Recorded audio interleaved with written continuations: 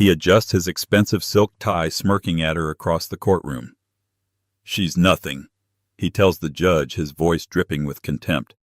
"A simple housewife who contributed nothing to our marriage. She'll be lucky to get a dime." His mistress laughs from the back row. But the man Gabriel Cox has made a fatal mistake. He thinks he's divorcing a dependent. He doesn't realize he's in a legal battle with a titan. And he definitely doesn't realize that the judge presiding over his case just read about his nothing wife on the cover of Forbes. The courtroom was cold. It wasn't just the overworked air conditioning humming aggressively in the high ceilings of courtroom 3B. It was a bone-deep chill that seeped into Beverly Ignacio's skin, a cold she had lived with for the last 2 years of her 10-year marriage. She sat perfectly still, her hands folded in her lap, her spine straight. Her attorney, Lena Benton, a sharp woman with a gaze that missed nothing, sat beside her, a single, perfectly organized file on the table before them. Across the room, her soon-to-be ex-husband, Gabriel Cox, was the exact opposite. He couldn't sit still. He bounced his knee. He whispered to his lawyer, Robert Snyder. He checked his phone, silencing it with an annoyed huff when the bailiff shot him a look. He looked bored, impatient, as if this entire proceeding was a bureaucratic hassle preventing him from getting to his afternoon golf game.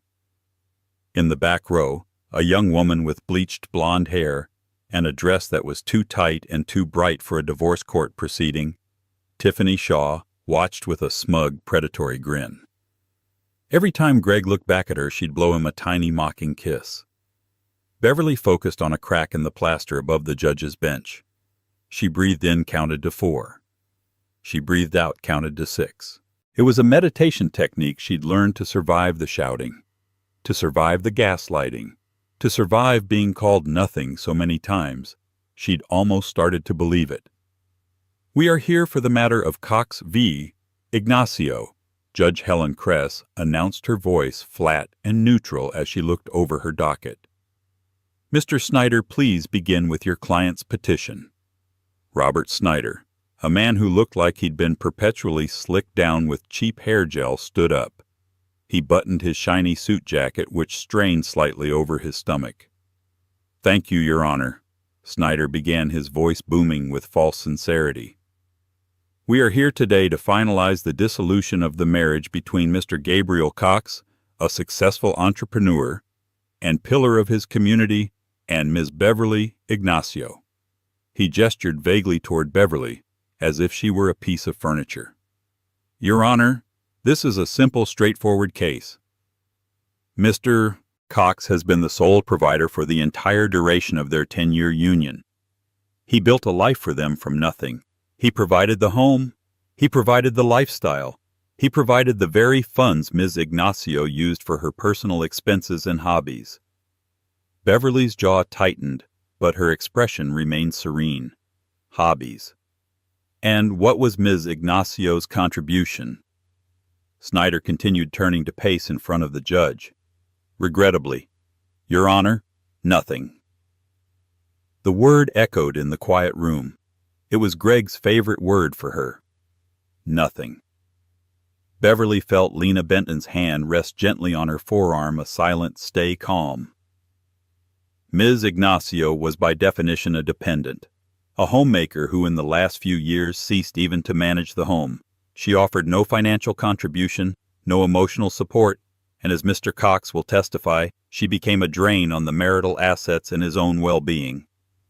Greg nodded gravely, putting on a performance of a deeply wounded man. "Therefore, Your Honor," Snyder said, moving in for the kill, "we are petitioning for an equitable, which in this case means unequal distribution of assets. Mr. Cox, as the sole earner, petitions to retain the marital home on Willow Creek Drive, its contents, the 2024 BMW X7, and the recreational boat.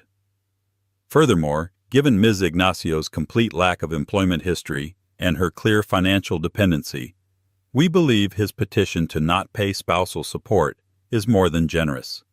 He simply wishes to be done with this entanglement."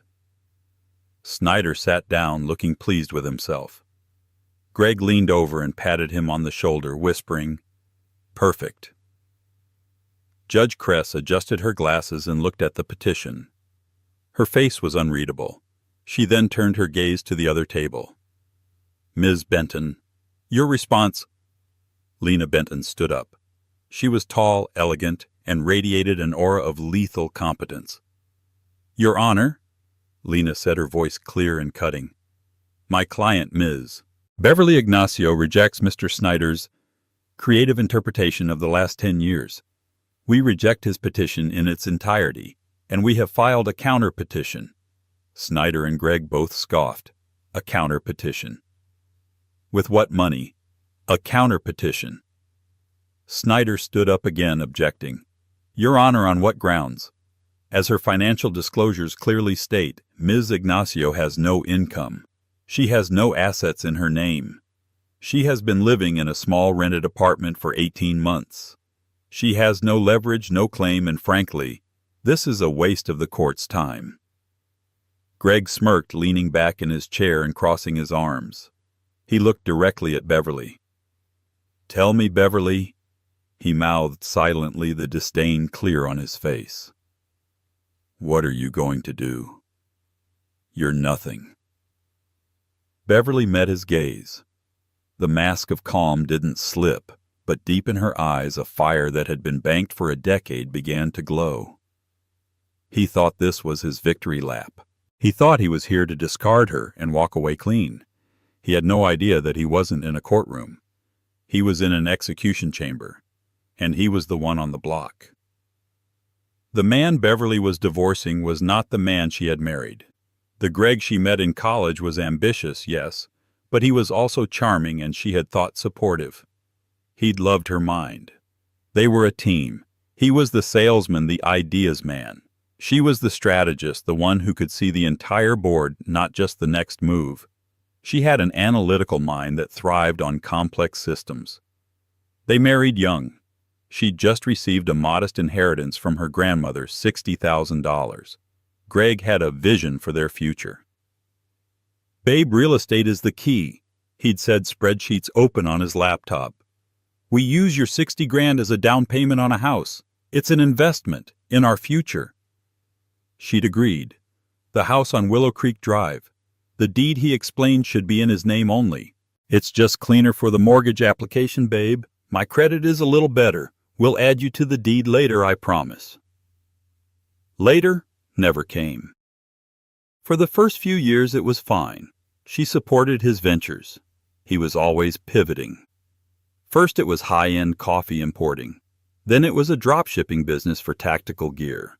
Then it was an app that was like Uber but for lawns.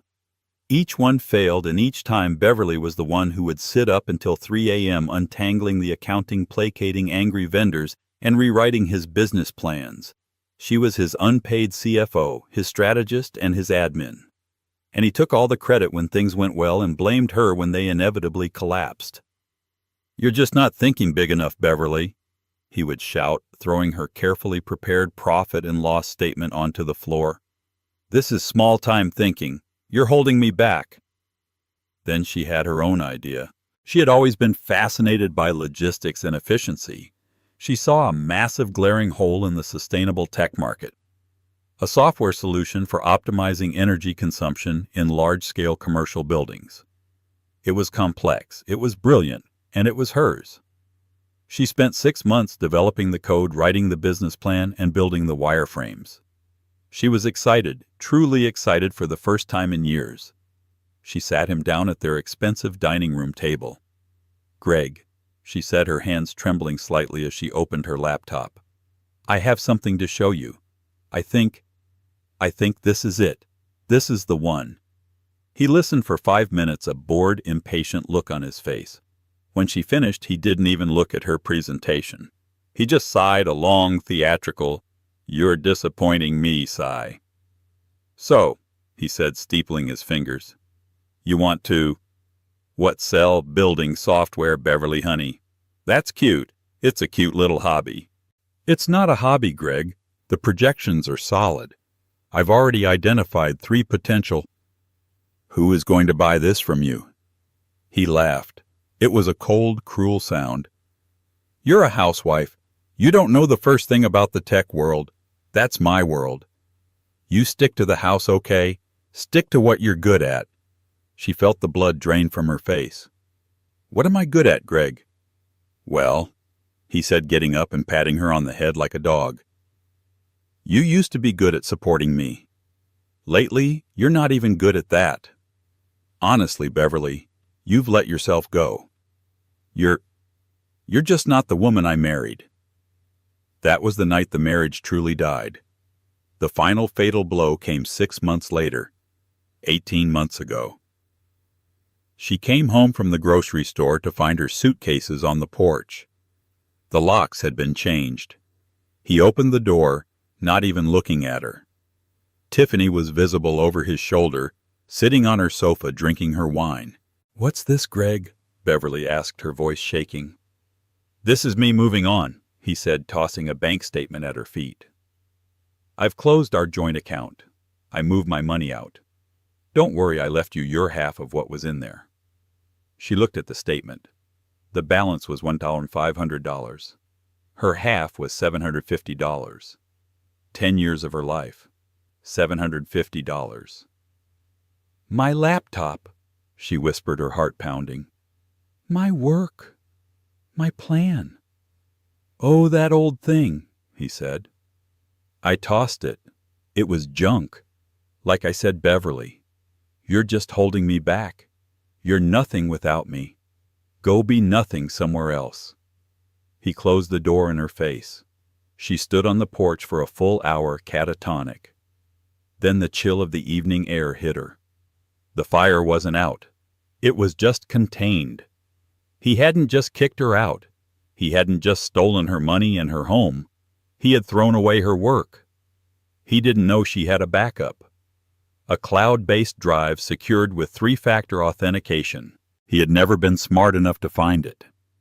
She took her $750, called an old friend from college, and slept on her couch for a week.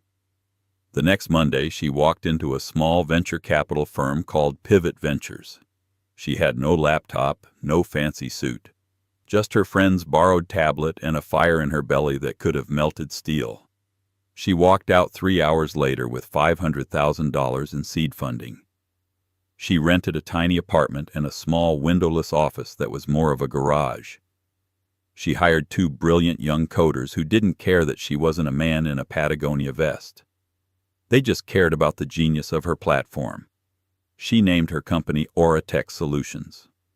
For 18 months she worked. She didn't date. She didn't shop. She didn't watch TV. She worked 20-hour days. She coded, she pitched, she failed. She learned, she succeeded. She built an empire from the concrete floor of a garage fueled by coffee and a deep, simmering, righteous fury. She filed for divorce.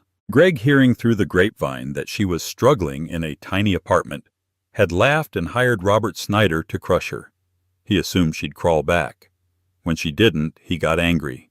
His petition was designed to humiliate, to leave her with less than nothing, to prove his point. And Beverly, on the advice of her lawyer, Lena Benton, had let him. "Let him lie, Beverly."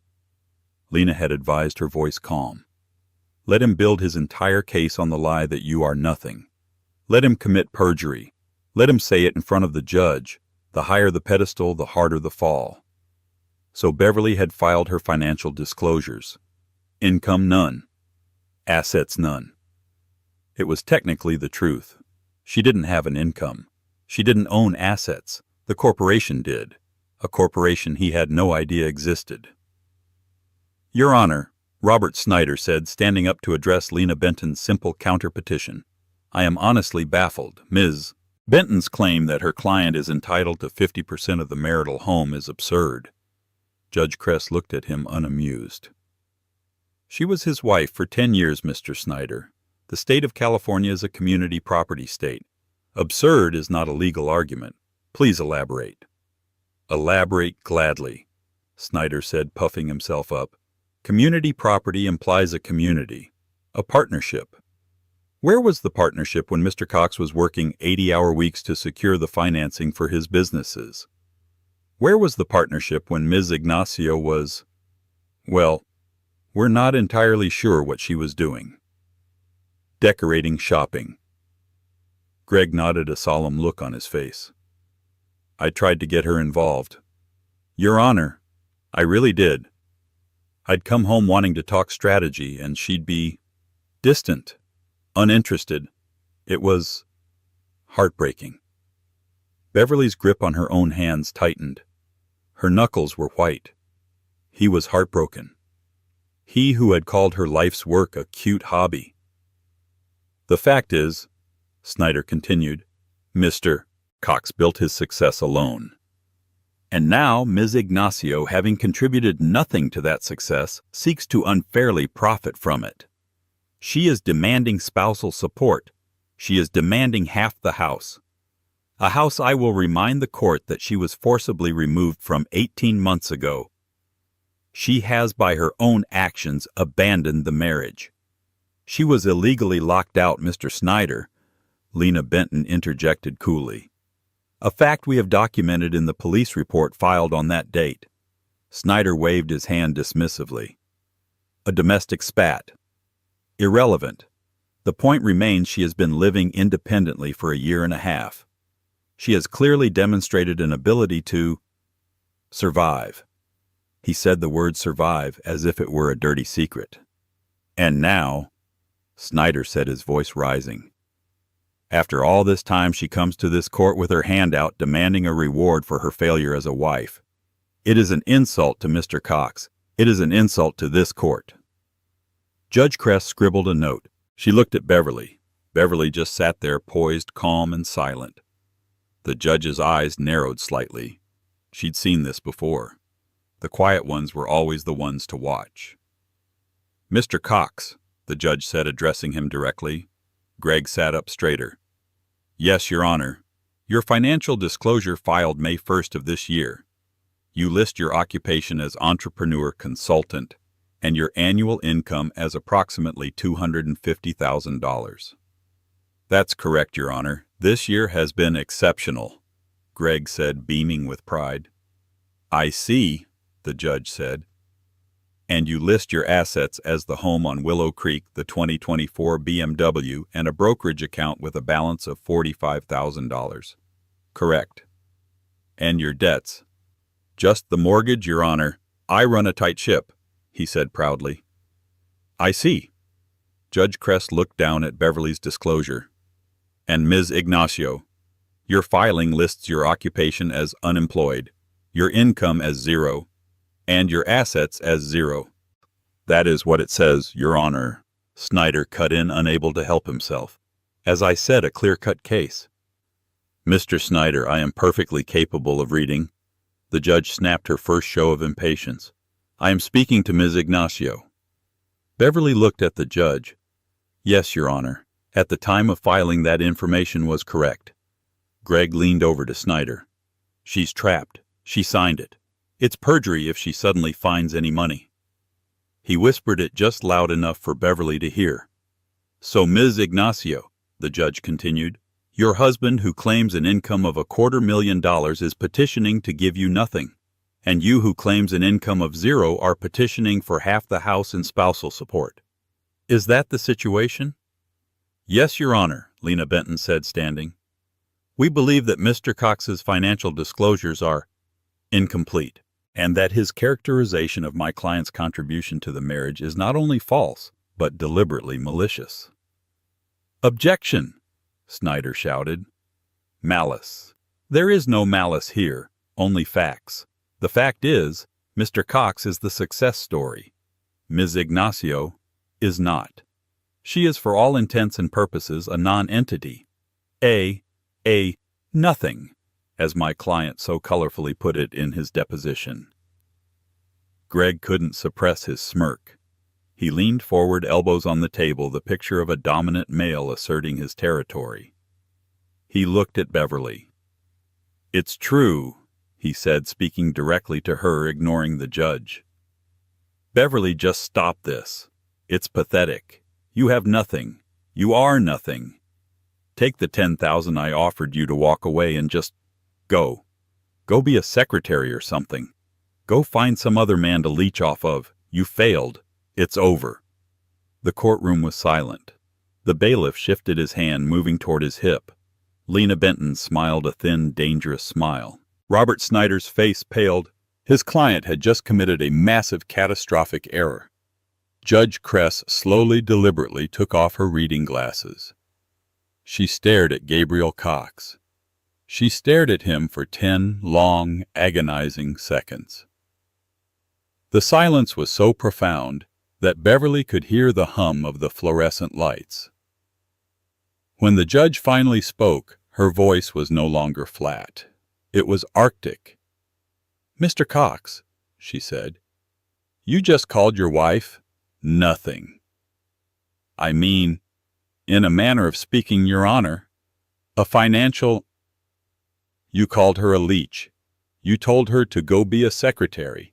You did this in my courtroom, while under oath." Greg's arrogance began to falter. He saw the shift. "Your Honor, I was just..."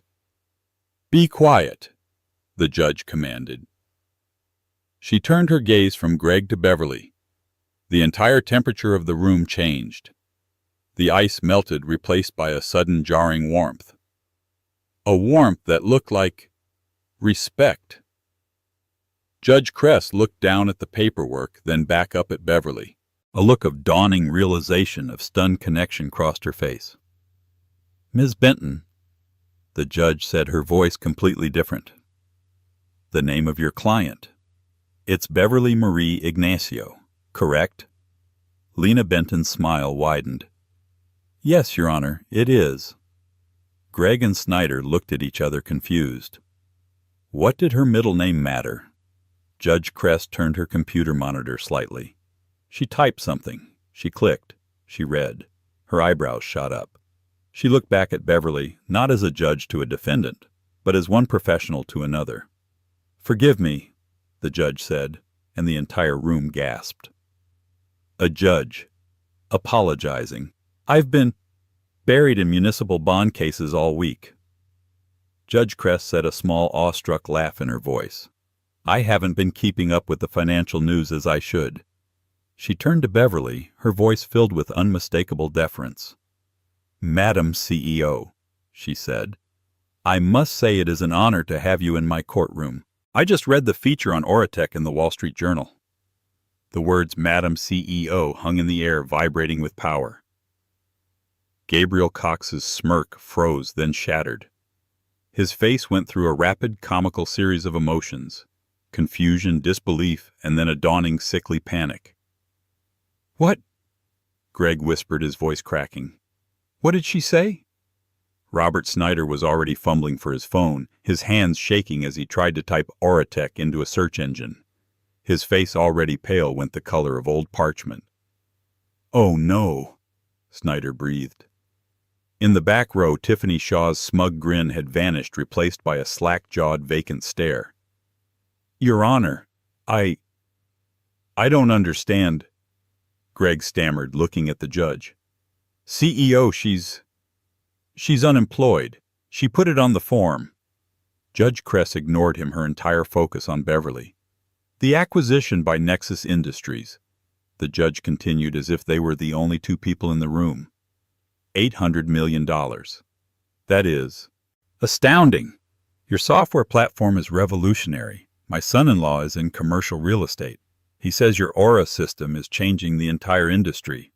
He says it's trimming energy costs by 40%. He calls it the new standard. Beverly finally allowed herself a small, polite smile.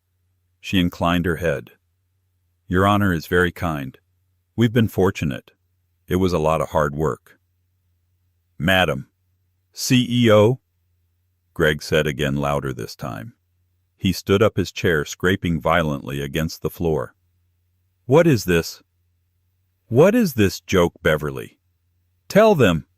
Tell them! It's a lie." "Mr. Cox, sit down," the bailiff barked. "No. She's lying," he yelled, pointing a trembling finger at Beverly. She's nothing. She lived in a garage. She's unemployed. This is a trick." Lena Benton stood up, calm as a glacier. Your Honor, if Mr. Cox and his counsel had bothered to do even the most basic due diligence, or perhaps read a newspaper, they would know. But my client was not technically lying on her disclosure. How is this not a lie? Snyder shrieked, finding his voice. He held up his phone, the screen showing the Forbes landing page. The headline, From Zero to Hero, How Beverly Ignacio Built a Billion-Dollar Tech Empire in 18 Months. Right below it was a picture of Beverly, not in the simple linen dress she wore today, but in a sleek, powerful dark blue suit standing in a vast sunlit atrium. She looked like a queen. It says here, billion. Snyder whispered, his own legal career flashing before his eyes. As I said, counsel, Lena continued, Ms. Ignacio filed her disclosure on May 1st. At that time, she was not unemployed. She was the founder and CEO of a private corporation, Aura Tech Solutions. She drew no salary. Her income was zero. She owned no personal assets. Her assets, 100% of the company's stock, were held in a blind trust managed by the firm of Latham & Watkins. She lived off a modest stipend from the corporation, as advised by her financial team to minimize personal tax exposure during the acquisition phase. Lena walked forward and placed a new, much heavier file on the judge's bench. The acquisition by Nexus Industries, Your Honor, closed 2 days ago, Lena announced, for a final sale cox of $850 million. After capital gains tax and paying her investors, my client's personal liquid net worth is approximately $612 million. Clack. The sound was Robert Snyder's phone slipping from his nerveless fingers and hitting the table. Greg Cox made a small choking sound. He sank back into his chair, his eyes wide and vacant. He looked at Beverly, but he wasn't seeing the woman he'd abused. He was seeing a ghost. He was seeing a number. 612,000. 600, he mouthed. Judge Kress looked through the file, her expression grim. Ms. Benton, this is an extraordinary development. And Mr. Snyder, your client's petition is based on a, shall we say, a profound misrepresentation of reality. But, Your Honor, Snyder sputtered, we were not informed. This is a deception. She hid these assets. Excuse me, counselor. Lena's voice was sharp steel. Did I hide them, or did your client build his entire case on a fantasy born of his own arrogance? My client was under no obligation to correct his delusional narrative. He called her nothing. He insisted she contributed nothing. We simply waited for him to say it under oath in a court of law. Lena turned to Greg. You said you were the ideas man, Mr. Cox. The entrepreneur. It's funny we have your tax returns for the last 10 years.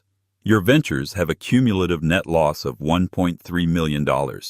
My client, Madam CEO, built an $850 million company in 18 months from a garage using the business plan you threw in the trash.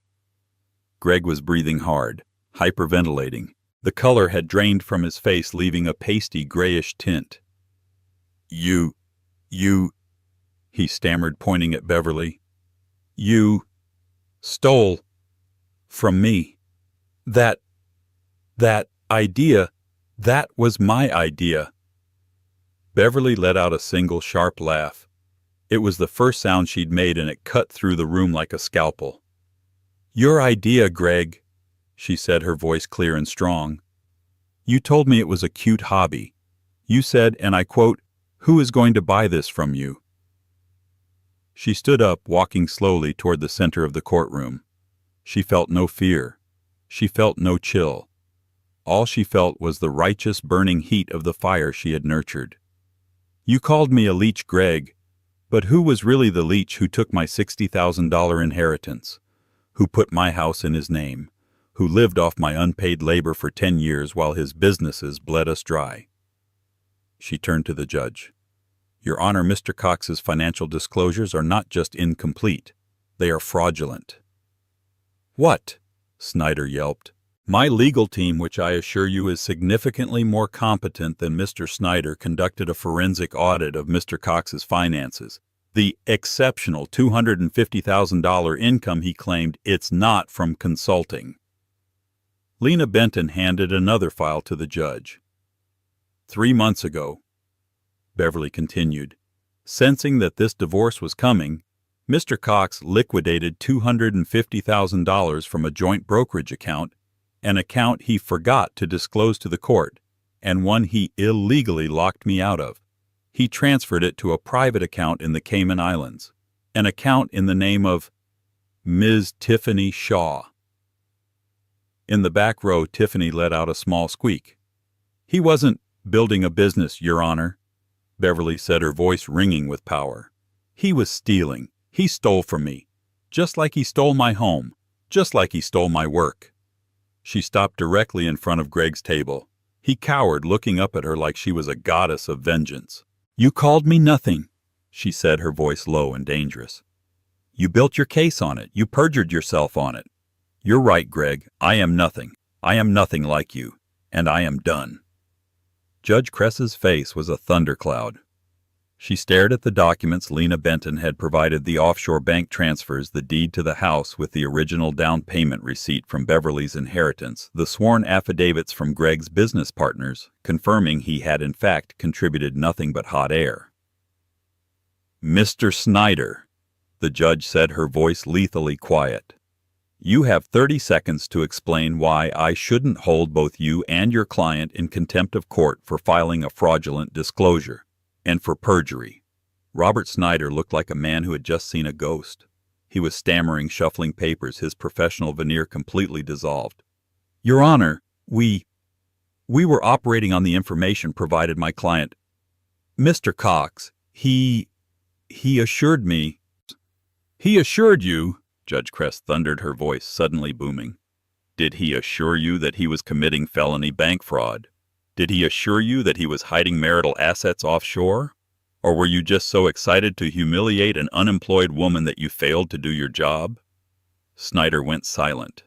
He slowly sat down, a defeated, ruined man. All eyes turned to Greg. He was sweating profusely, his expensive Zegna suit suddenly looking cheap and ill-fitting. His face was a mask of sheer, unadulterated terror. Beverly, babe, please. He whispered, his voice hoarse. Listen, we can fix this. We can talk. It was a misunderstanding. I always supported you. I was testing you. Beverly stared at him, her expression unyielding. Testing me? You threw my life in the trash, Greg. You locked me out. You called me nothing. I was stressed. He yelled, his desperation making him erratic. The pressure, I built us that life. You owe me that company. That idea. You had it while we were married. That's marital property. It's half mine. The courtroom erupted in murmurs. He had just made his final fatal mistake. Half yours, Lena Benton repeated, stepping forward. Mr. Cox, you truly are magnificent. Your Honor, I'd like to submit Exhibit D. This is the original business plan for Auratech Solutions dated 2 years ago. And right here is the email chain where my client presented it to Mr. Cox. She put the printouts on the projector. The entire court could read Greg's response. This is cute, Beverly. A cute little hobby. Stick to what you're good at. This is my world. And, Lena continued, we have the affidavit from Mr. Cox signed when he kicked my client out of her home, stating that he was solemnly and completely dissolving their partnership, and that any future hobbies or debts she incurred were hers and hers alone. He had his own lawyer draft it to avoid liability for her future failures. He signed it. He emancipated himself from her business. Lena smiled. Your Honor, Mr. Cox didn't just reject the business, he disowned it. He legally severed himself from it in writing. He cannot now in good faith claim community property on an asset he declared, and I quote, worthless. He wanted no part of her failure.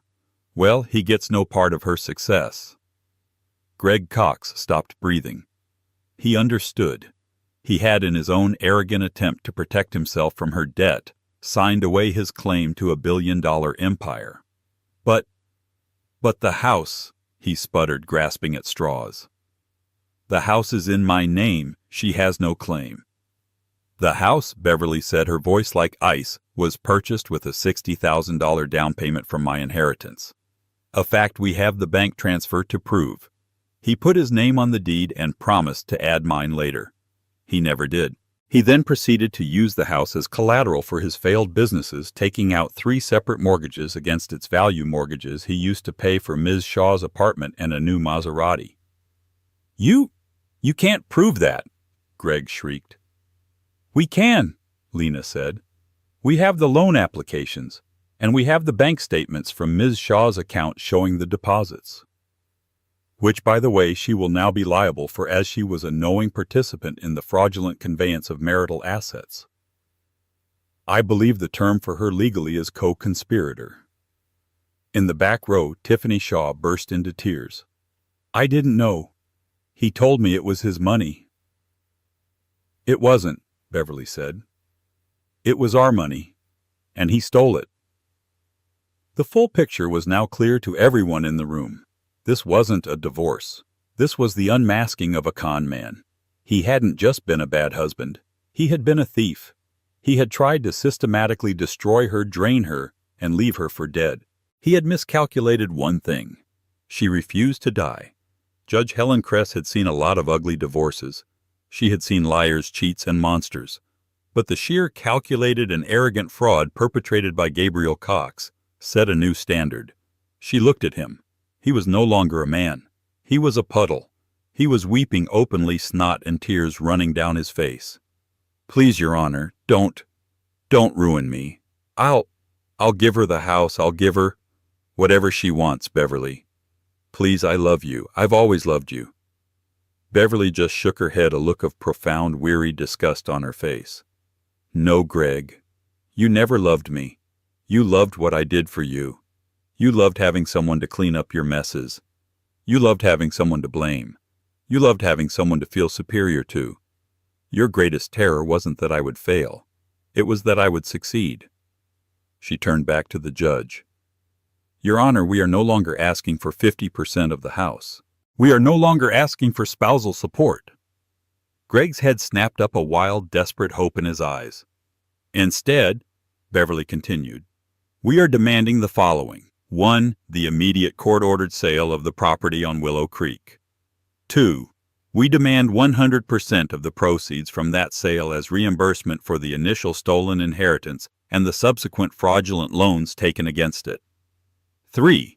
We demand the immediate liquidation and seizure of the $45,000 brokerage account and the $250,000 hidden in the Cayman account. 4. We demand Mr. Cox be held responsible for 100% of my client's legal fees, which, given the team of forensic accountants we had to hire from Cox Waterhouse Coopers, are substantial. 5. We demand a permanent restraining order. And finally, we demand the court refer Mr. Cox to the district attorney's office for criminal prosecution on charges of perjury and felony fraud. Each demand was a nail in Greg's coffin. He was shaking, his sobs turning into high-pitched, desperate wheezing. No, you can't. Judge Kress looked at the requests. She looked at the mountain of evidence. She picked up her gavel. Mr. Cox, she said, her voice ringing with judicial finality. You walked into this courtroom today under the assumption that you were the victim. You portrayed your wife as a nothing, a leech, and a failure. You did this, it seems, to conceal your own staggering history of financial and emotional abuse and to cover for your own criminal actions. Your Honor, please. Snyder tried, rising weakly. Sit down, counselor. You'll get your chance to speak at your own disbarment hearing. Snyder collapsed back into his chair. The court finds, Judge Kress announced, that Mr. Gabriel Cox has willfully and maliciously defrauded this court. He has committed perjury. He has hidden assets. He has for a decade systematically exploited his wife, Ms. Beverly Ignacio.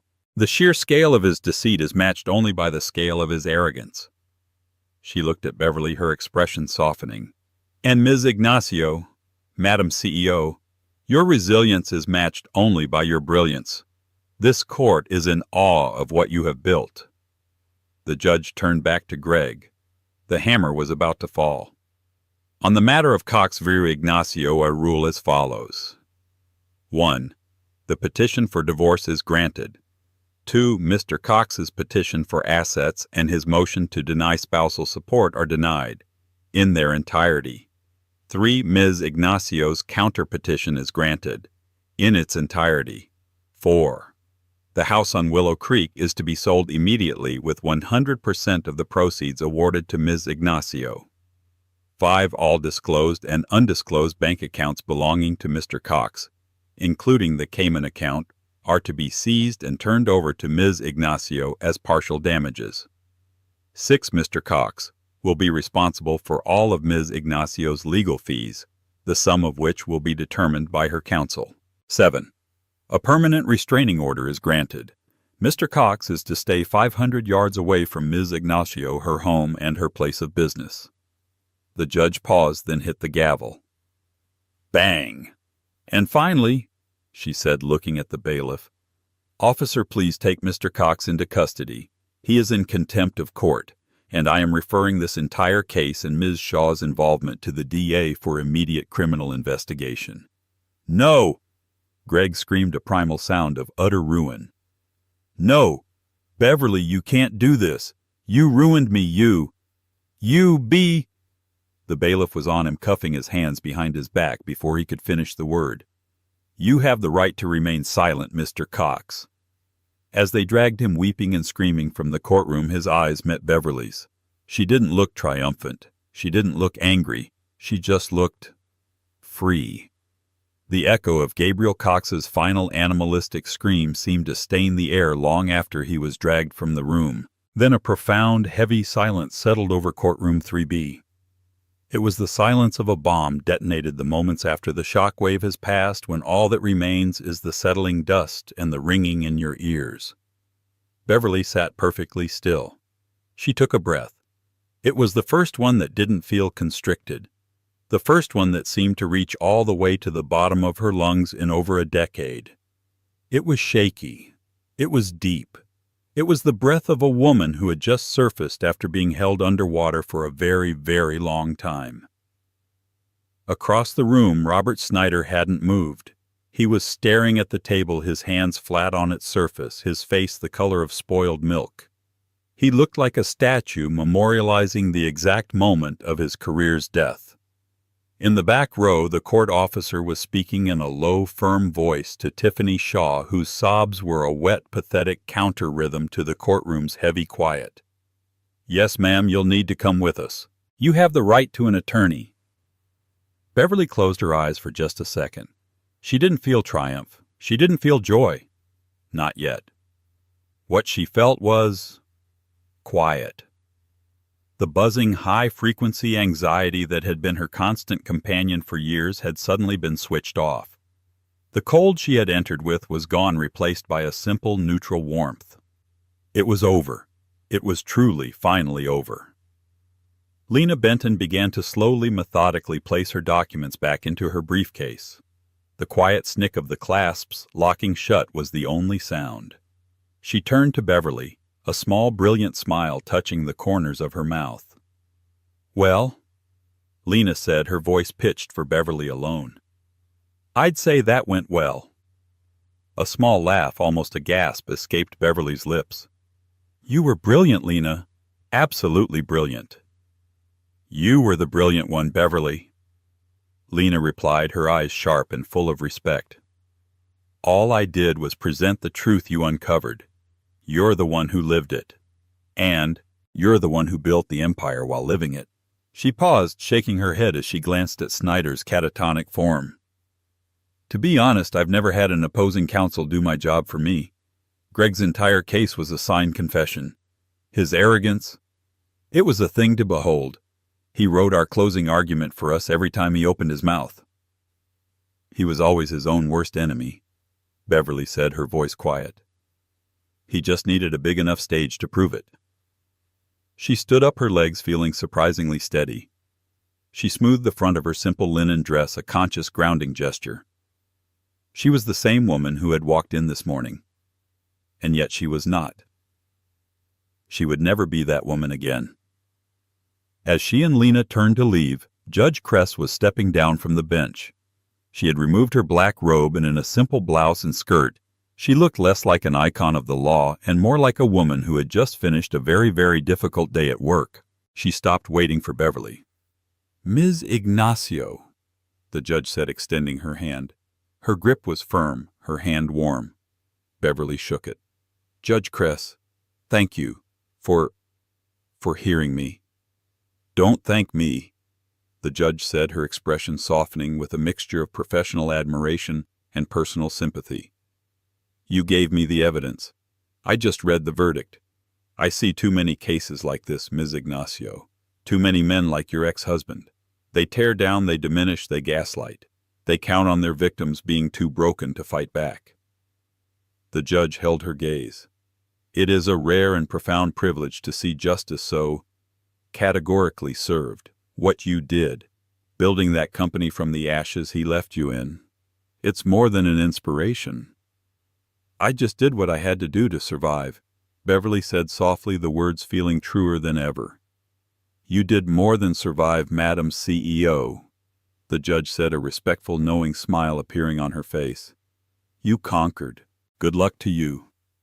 With a final appreciative nod, Beverly and Lena walked through the heavy wooden doors and into the marble hallway. If the courtroom was the quiet after the storm, the hallway was the storm itself. A wall of noise light and bodies hit them.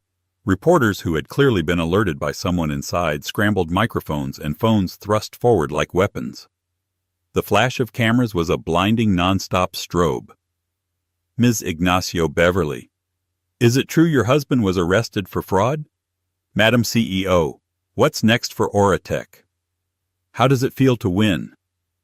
Is it true you're worth nearly $1 billion? What do you have to say to your ex-husband?" Beverly faltered, her hand instinctively coming up to shield her eyes. This was new. This was terrifying. This was the part of her new life she hadn't prepared for.